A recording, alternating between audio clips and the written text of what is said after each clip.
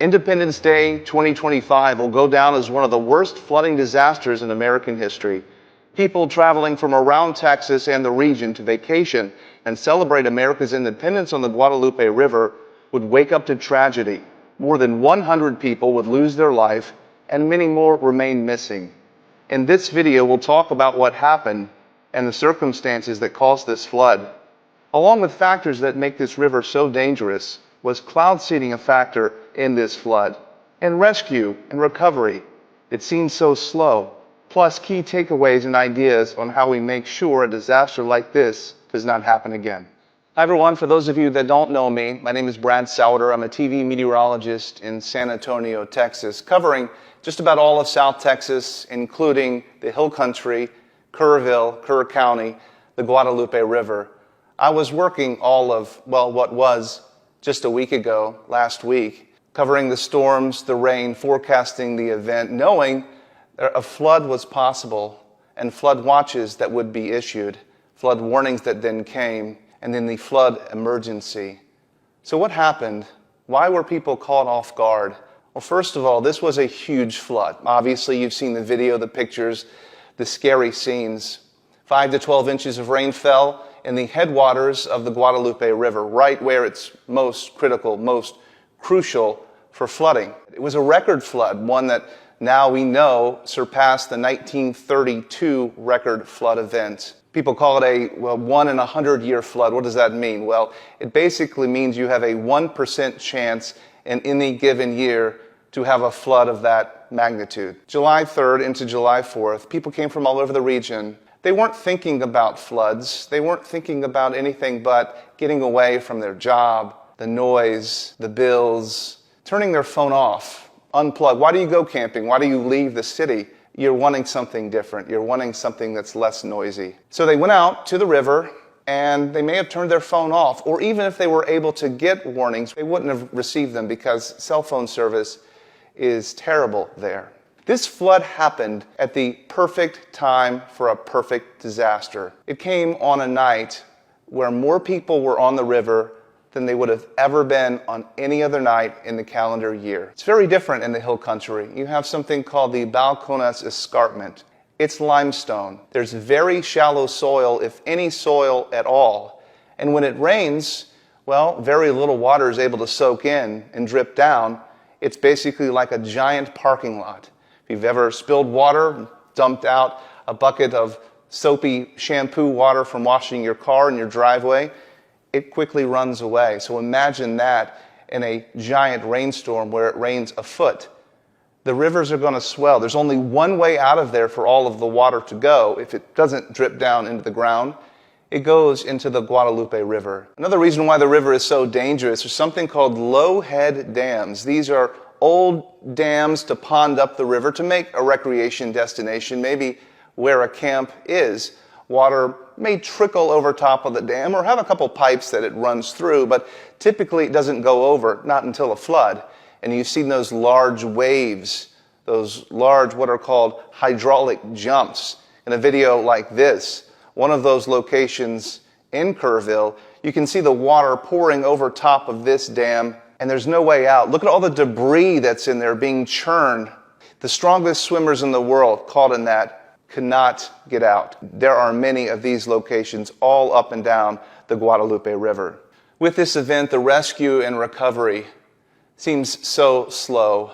So many missing, the numbers barely ticking up. The wanting to reunite people with their loved ones, even regardless of the outcome. And I think so many people know now hope is fading for the outcome that they want. There are hundreds of certified rescue crews up and down the Guadalupe River with all of the latest and greatest equipment and technologies, searching for what remains. It's not easy. With so many missing, you have to ask yourself, why aren't they finding these people? Well, you have to remember the river hasn't flooded like this in almost 100 years. Lots of trees broke, lots of debris. It's piled up on top of a car. Look at this image of this vehicle. There's a roadway on top of this vehicle. So in order to get into this car to make sure somebody's not in there, you have to first remove that very heavy construction genie, weighs many tons. You then have to remove the broken trees. Then you have to remove the asphalt and the cement from a parking lot or a roadway. And then all of the gravel and sand, thousands of pounds of that washing all the way into the car, all the way up to the ceiling. It would take someone a day, or take a crew a day, just to search this vehicle to make sure nobody's inside, only to find they're not, or they are. And there are many, many cars just like this, and many, many piles of debris just like this. The numbers of missing seem dramatic. How do we have so many missing, and why aren't they finding them? The good news is, it's possible those numbers are wrong, that they could be skewed. We remember back to the flood of Helene just last September in North Carolina, specifically western North Carolina in Asheville. The numbers of missing were in the hundreds, only to find that the final death toll was around 100. So why so many missing?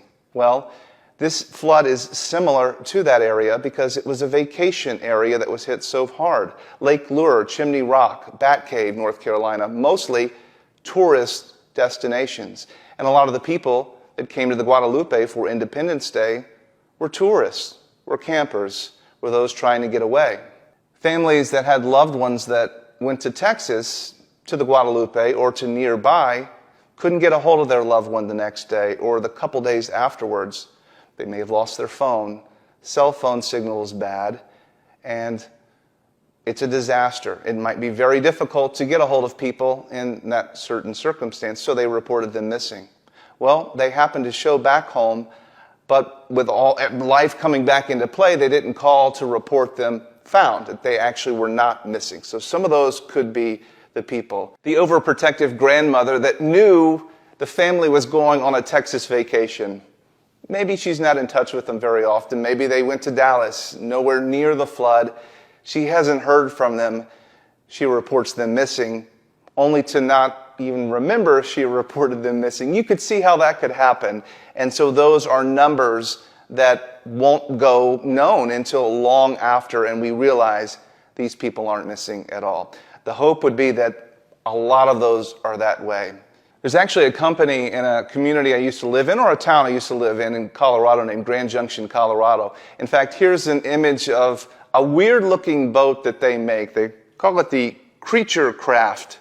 But that is designed to be able to go into these hydraulic jumps and to pull people out. It can roll, it can flip, it can bounce, you can put a motor on it, and still it's the only boat I've ever seen that can rescue people. So there is technology for this, but not everybody has a custom boat that looks like this. And of course, in the middle of the night, they're not getting into boats.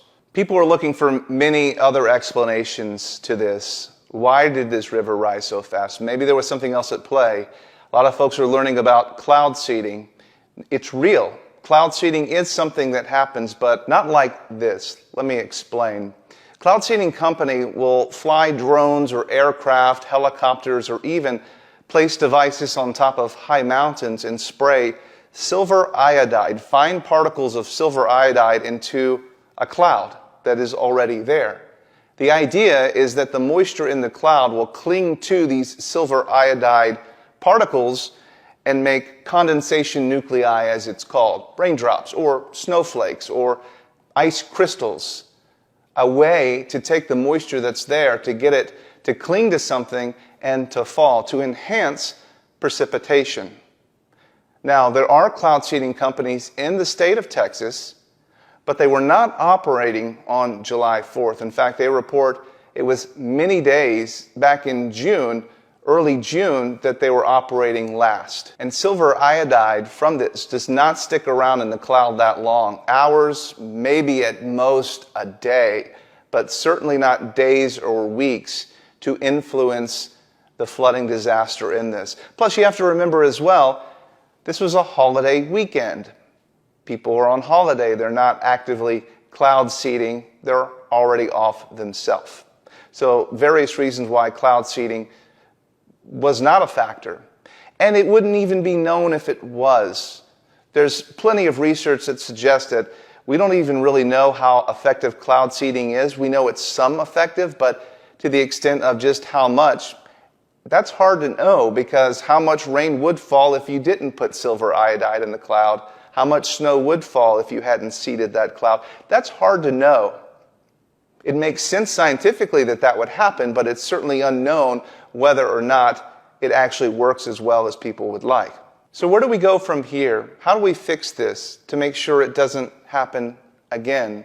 We now know how dangerous these rivers are. For a lot of you, you're realizing why this area is called Flash Flood Alley.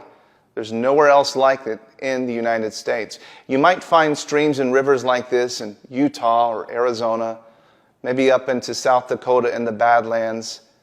But the access to moisture, the Gulf of Mexico, is much closer to this region, so it's much more susceptible to these high precipitation events. Lots of research being done on super high precipitation events out of Norman, Oklahoma, the National Weather Service, the National Severe Storms Laboratory there, doing a lot of research and finding out how can we better forecast events like this. So that's one element. Of course, obviously, having a better forecast and knowing exactly where the events are going to be. But I would argue this event was pretty well forecast, but didn't get to people's hands, into their minds to know that this is a real risk. So the forecast can be great, but if people don't know the forecast, it's no good at all. So if we don't get the forecast, maybe they can at least get the warning. In that area, we talked about earlier that phones don't work and that campers, rightfully so, disconnect. They unplug from reality to have peace and quiet. I get that. Some have discussed an early warning system, a flood warning siren on the river. It could have saved lives, and in my opinion, I think it very well could. It has been proposed before. It was voted down. Anytime spending public money can be very difficult. After an event such as this would be the time to do it because folks are wanting to change that. However, we need a fail-safe solution, a solution that doesn't involve human error. Somebody still has to trigger these warnings, and so many times, too many warnings result in false alarms. And people don't heed the warnings because they've heard them so many times before. EAS warnings are very effective, but they sound too many times. You've heard that sound on your phone way too many times. A flash flood emergency, a tornado emergency should not sound like an Amber Alert. If you're sleeping in the middle of the night and your phone goes off for an Amber Alert, there's not much you're able to do because you're in bed and you're sleeping. A lot of people mute those sounds. But when they mute that sound, they're also muting the flash flood emergency, the tornado emergency that affects not just one life, but hundreds, if not thousands. And that's why we have to be careful about desensitizing people to warning sirens on a river. They can't sound too many times. We can't allow people to become desensitized to them. If it rains a little bit, we can't sound the alarm. You would have to sound it when real lives are at risk. It goes off too many times, people will ignore it. Potentially another way to slow down the river to allow it not to flood to this extent, this fast, now it will still flood, is to divert some of the waters into fields and areas that slow down the flow of water so it doesn't all come down the river the same time. Purposefully flooding fields, agricultural lands where people are not in order to slow down the flood. The water will still have an opportunity to go downstream, but it won't go down all at the same time, so the river rises slower, giving people an opportunity to evacuate. People are looking for solutions to the disaster. But there will be another disaster coming that we're not ready for, and we'll also have a plan for that. But this disaster of this river, something like it will happen again. At least the water will rise up to this level once again. We have to make sure we're ready and that time doesn't allow us to forget.